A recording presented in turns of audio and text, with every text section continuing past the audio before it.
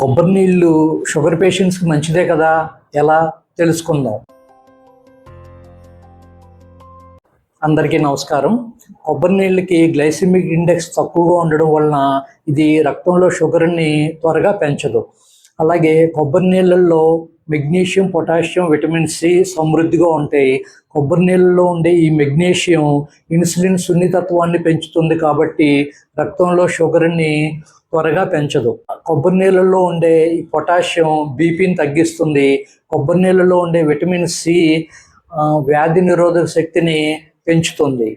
ఇన్ని ప్రయోజనాలున్న కొబ్బరి నీళ్ళని రోజుకి 1/2 లీటరు అంటే రోజుకి 250 మిల్లీలీటర్ల కన్నా ఎక్కువగా తీసుకోకూడదు. అలాగే కొబ్బరి నీళ్ళను గుండె జబ్బులు అట్లాగే కిడ్నీ సమస్యలతో బాధపడుతున్న షుగర్ పేషెంట్స్ కొబ్బరి నీళ్ళను తీసుకోకపోవడమే మంచిది.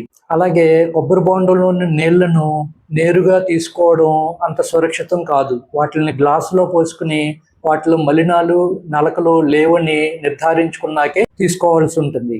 అలాగే ఎండలో రోడ్డు పక్కన అమ్మే కొబ్బరి బోండాల్లో నీళ్లను నేరుగా త్రాగడం ఎట్టి పరిస్థితుల్లోనూ సురక్షితం కాదు, ప్రాణానికి కూడా ముప్పు ఉంటుంది. నీడలో అమ్మే కొబ్బరి బోండాలను నీళ్లను త్రాగినట్లయితే ఎలాంటి ఇబ్బందులు ఉండవు. ధన్యవాదాలు.